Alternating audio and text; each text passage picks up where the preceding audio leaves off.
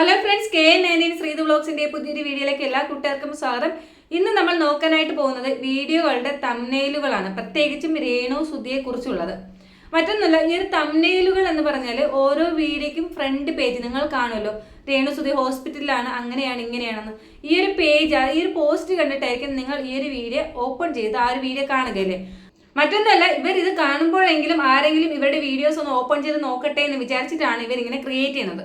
നമുക്ക് എന്തായാലും രേണു സുധിയെ കുറിച്ച് പറഞ്ഞിട്ടുള്ള കുറച്ച് തംബ്നെയിലുകൾ ഒന്ന് ഡിസ്കസ് ചെയ്യാം. ആദ്യമായി ഞാൻ നിങ്ങളുടെ മുന്നിലായിട്ട് വെൽക്കം ചെയ്യുകയാണ് ഡാനി സത്യൻ.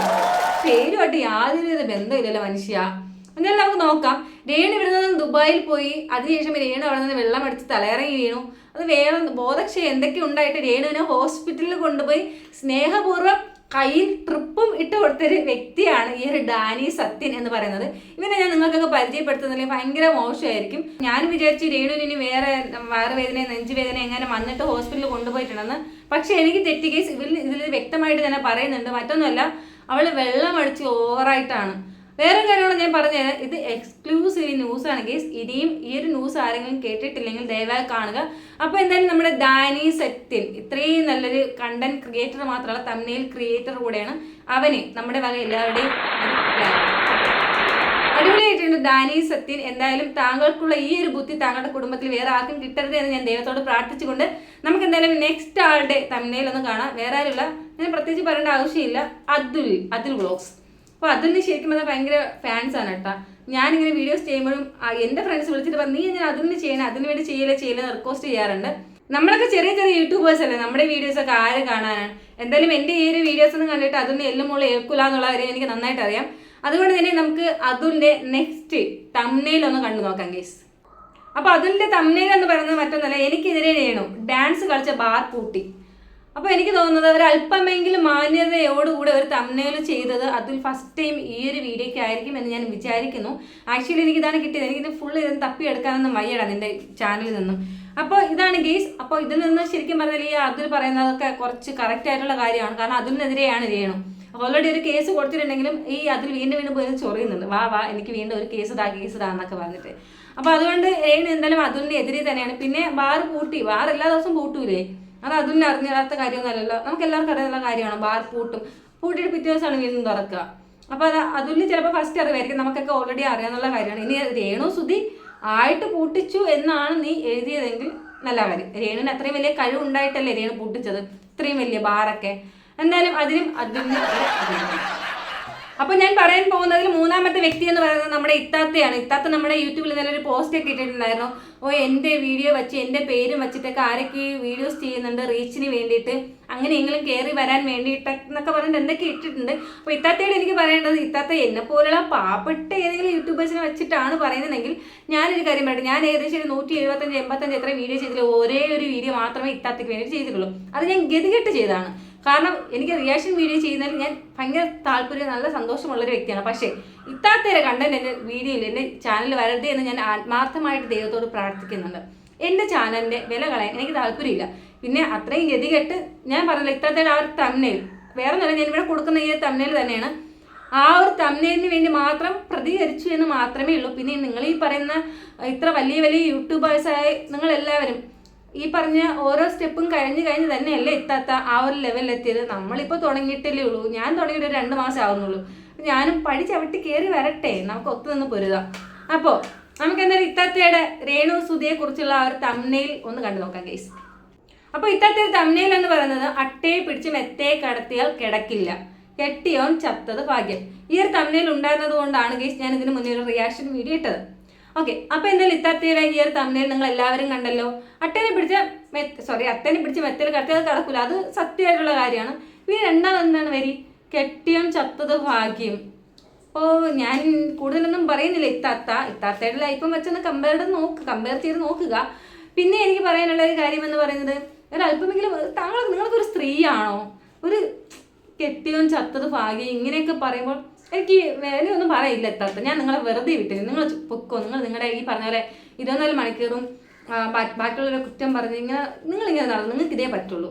ഞാനിന്ന് ദയ അച്ഛൻ്റെ ഒരു വീഡിയോ കാണാനായിട്ട് ഇടയായി തീർന്നു. ഇത്താത്ത ഇങ്ങനെ എന്താണ്ടൊക്കെ ഇല്ല, മീൻസ് അതിൽ ദയ അച്ഛൻ നല്ല കറക്റ്റ് മറുപടി ഇത്താത്ത ഇതായിരുന്നേ. ഞാൻ ആക്ച്വലി ദയ അച്ഛൻ്റെ കുറേ വീഡിയോസ് എടുത്ത് റിയാക്ഷൻ വീഡിയോസ് ചെയ്തിട്ടുണ്ട്. അവളുടെ ഒരു ഇതുമായിട്ട് ഞാൻ ഒരു രീതിയിലും പൊരുത്തപ്പെടുന്ന ഒരു വ്യക്തിയല്ല ഞാൻ. മീൻസ് അവളുടെ അഭിപ്രായങ്ങൾ അതിന് നേരെ ഓപ്പോസിറ്റാണ് എൻ്റെ ചിന്താഗതി, എൻ്റെ അഭിപ്രായം. പക്ഷെ അവൾ ഇന്ന് പറഞ്ഞത് കറക്റ്റാണ്. അവൾ ഇത്താത്തയ്ക്ക് വേണ്ടി കറക്റ്റ് പേരെടുത്ത് തന്നെ പറഞ്ഞിട്ടുണ്ട്. കണ്ടിട്ടില്ലെങ്കിൽ ഒന്ന് പോയി കാണണം കേട്ടോ. അപ്പോൾ ഇതാണ് നമ്മുടെ ഇത്താത്തയുടെ തമിഴൻ എന്ന് പറയുന്നത്. നമുക്ക് എന്തായാലും ഇനി നെക്സ്റ്റ് 4th ഞാൻ പറയാനായിട്ട് പോകുന്നത് മറ്റൊന്നുമല്ല, നമ്മുടെ സീതാലയം തന്നെയല്ലേ, സീതാലയം എന്ന് പറയുന്ന ആ ഒരു യൂട്യൂബ് ചാനലിൽ വരുന്ന ആ വീഡിയോസൊക്കെ കുറച്ച് നല്ല ക്വാളിറ്റി വീഡിയോസാണ്. അതിൽ ആക്ച്വലി ഞാനും കാണാറുണ്ട്. അത്യാവശ്യം നല്ല രീതിയിലുള്ള വ്യൂസ് കാര്യങ്ങളുള്ള നല്ല അടിപൊളി ചാനലാണ് സീതാലയം എന്ന് പറയുന്ന ചാനലുള്ളത്. നമുക്ക് എന്തായാലും സീതാലയത്തിൻ്റെ തംബ്നെയിൽ ഒന്ന് കണ്ടിട്ട് നമ്മുടെ വീഡിയോയിലോട്ട് വരാം. അപ്പം നമ്മുടെ സീതാലിസം, സോറി ഞാൻ പറഞ്ഞതിൽ പേര് മിസ്റ്റേക്ക് ഉണ്ടെന്ന് തോന്നുന്നു, സീതാലിസം എന്നാണ് ആ ഒരു യൂട്യൂബ് ചാനലിൻ്റെ പേര്.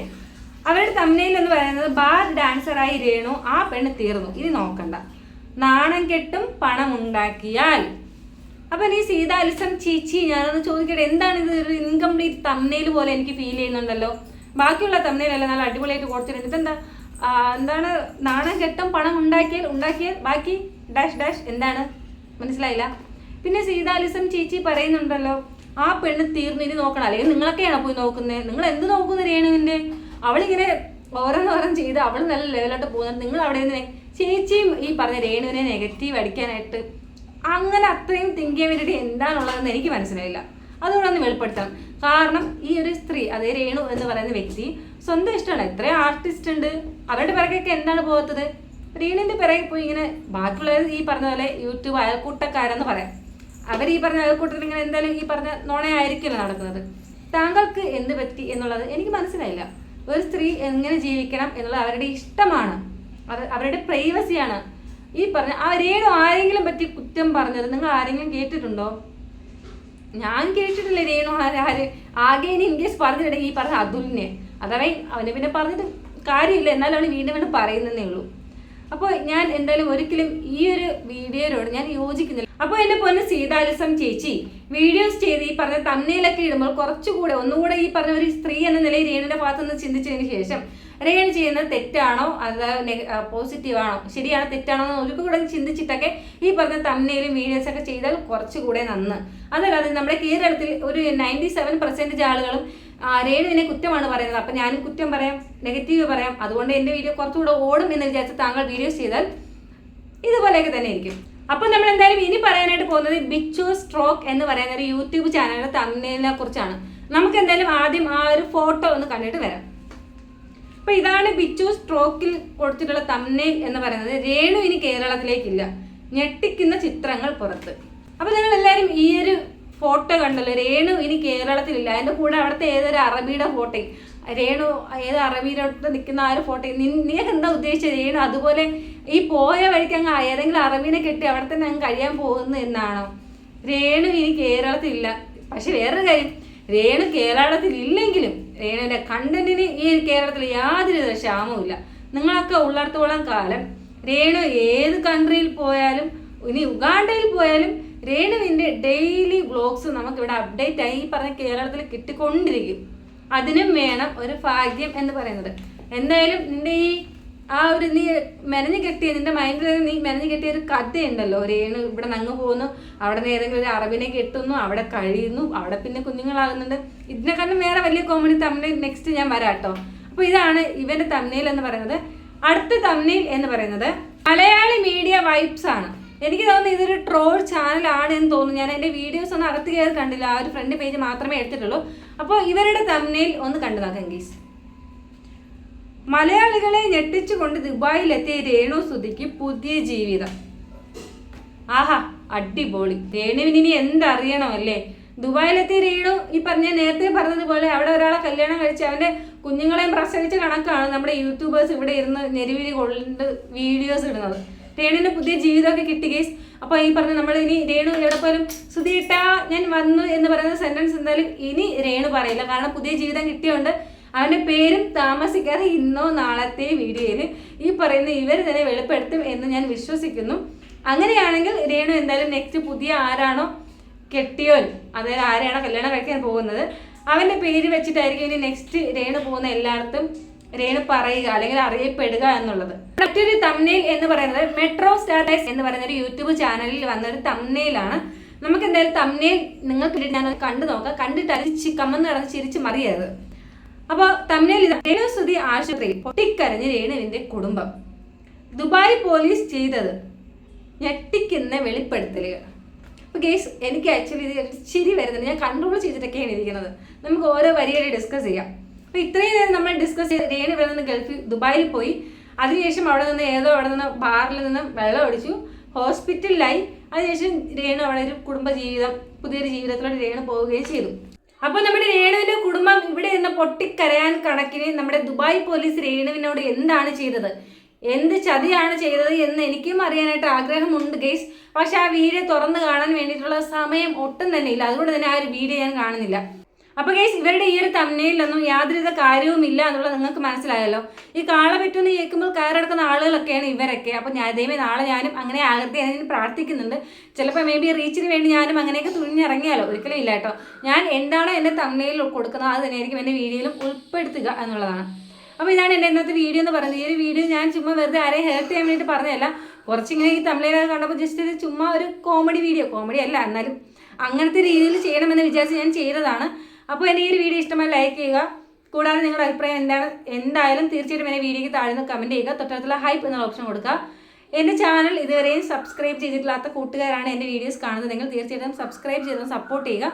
അപ്പോൾ എന്തായാലും നാളെ നമുക്ക് മറ്റൊരു വീഡിയോയിൽ വീണ്ടും കാണാം. അതുവരെ ബൈ ബൈ.